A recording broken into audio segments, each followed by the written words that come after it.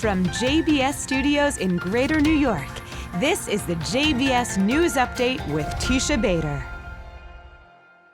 I'm Teisha Bader with the JBS News Update for Monday, May the 18th, 2020. Israel's new emergency national unity government is now official. The 35th government of the State of Israel was sworn in at the Knesset yesterday. It is Israel's largest in history, with a total of 35 ministers, which will ultimately be 36.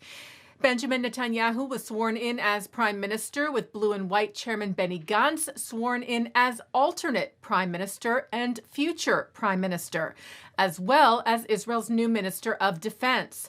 The two will be part of a rotating premiership of 18 months each.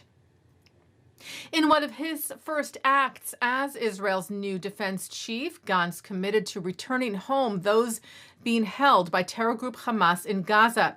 Gantz today spoke with the families of slain IDF soldiers Lieutenant Hadar Goldin and Sergeant Oron Shaul, whose remains have been held by Hamas since 2014, as well as with the families of the two Israeli civilians being held captive in Gaza, Avira Mengistu and Hisham al-Sayed, who each crossed into the enclave on their own and are both said to suffer from mental health issues. The Times of Israel reports that Hadar Goldin's parents, Leah and Simcha Goldin, said they were moved by the call from Gantz. They said, "We told Gantz he shouldn't miss the opportunity to return soldiers and civilians. The new government," they said, "should act here and now and to fulfill its duty to the families." Gantz, who is a former IDF chief of staff, also said that peace was and remains an important Zionist desire, saying that Israel will work to advance the U.S. peace plan. World leaders and Jewish organizations congratulated Israel, including U.S. Secretary of State Mike Pompeo, who was just in the country last week, who tweeted, "We are extremely fortunate to have such strong and experienced partners in Jerusalem, and we will work together to advance the security and prosperity of our peoples." B'nai B'rith International, in a letter to Netanyahu, wrote, "The challenges Israel faces are always immense, but perhaps never more than today.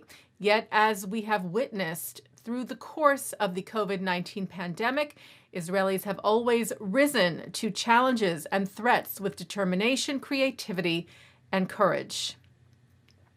Congratulating the State of Israel on the new government. Among the new ministers sworn in yesterday, Israel's first Haredi, or ultra-Orthodox female cabinet minister, Omer Yankelevich, who will now lead Israel's Diaspora Affairs Ministry. UJA Federation of New York CEO Eric Goldstein said, "We applaud Yankelevich's long-standing commitment to dialogue and bridge building across our community, and we look forward to working together to help ensure a bright, connected future for Israel and world Jewry." The Jewish-Israeli right-wing extremist suspected in the deadly firebombing of a Palestinian family's home was convicted today.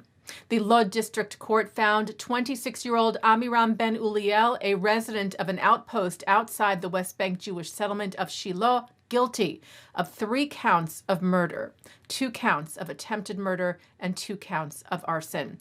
The judges concluded beyond a reasonable doubt that back in 2015, Ben Uliel threw the firebomb into the home of the Dawabsha family in the West Bank Arab village of Duma, which killed 18-month-old Ali and his parents Riham and Saad, and seriously injured their 4-year-old son Ahmad. Jewish groups here in the U.S., as well as members of Congress, are urging American troops to remain in Egypt's Sinai Peninsula along Israel's border after reports that the U.S. was pushing for their withdrawal. The Wall Street Journal had reported earlier this month that U.S. Defense Secretary Mark Esper wanted the withdrawal, citing cost and risk to soldiers. 12 U.S. lawmakers, including Jewish lawmakers Elliot Engel and Nita Lowey, made a bipartisan call, as did the leaders of the Conference of Presidents of major American Jewish organizations, Arthur Stark, William Daroff, and Malcolm Hoenlein, cautioning against any sort of withdrawal from the MFO, the multinational force and observers international peacekeeping force in the Sinai. The conference leaders wrote that the absence of American leadership in the MFO, which was established in order to oversee the terms of the Israeli-Egyptian peace agreement in 1979, would be detrimental to its ability to carry out its mission, particularly given the rising activity of ISIS in the Sinai. We urge sustaining a strong U.S. role in the MFO as it is a critical component of maintaining regional security and protecting the interests of the United States and its allies.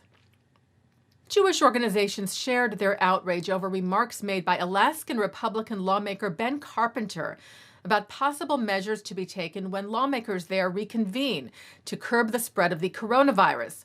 One of those measures was that representatives wear stickers to show they've been screened for COVID-19 when they enter the Capitol. Carpenter had asked in an email chain on the issue, are the stickers available as a yellow Star of David? Also saying in his comments that Hitler was not a white supremacist, but acted out of a fear of the Jewish nation. CEO of the Antidefamation League, Jonathan Greenblatt, called Carpenter's remarks a loathsome display of ignorance and anti-Semitism. He wrote, to evoke Nazi Germany and Hitler and make comparisons to COVID-19 protocols is unacceptable and unbecoming of any elected official. CEO of the American Jewish Committee, David Harris, tweeted, Carpenter invokes Star of David badge Jews were forced to wear by Nazis. Says Hitler wasn't white supremacist, but feared Jews. Seriously? Ignorant, repugnant, outrageous. Carpenter did offer an apology for the comparison yesterday in an op-ed in a local paper, saying it was not his intention to be offensive. Taking a look now at our programming for tonight on JBS from Monday, May the 18th at 7 o'clock. It's The Wisdom of Dr. Ruth. And then we bring you programs from the 2019 Jewish Leadership Conference on Jews and Conservatism. At 7:30, Rabbi Meir Soloveitchik examines Jews, the Case for God, how Jewish history reveals God's enduring providence. Then at 8, Malcolm Hoenlein discusses ways of combating anti-Semitism in America. And John Podhoretz honors his father, Norman, recipient of the 2019 Herzl Prize. At 9 tonight, Mark Golub sits down for part 1 of an interview with the former national director of the ADL, Abe Foxman, who talks about his story of survival during the Holocaust. At 10, Nancy Spielberg, Roberta Grossman, and Samuel Kassow discuss their film, Who Will Write Our History, from the 92nd Street Y. And coming up right after this newscast, Chairman of the Board of the Israel Innovation Authority, Dr. Ami Applebaum, discusses Israel's high-tech sector before, during, and hopefully after COVID-19. That's with Shachar Azani. And that's the JBS News Update for Monday, May the 18th, 2020. I'm Teisha Bader. Stay healthy. Stay well.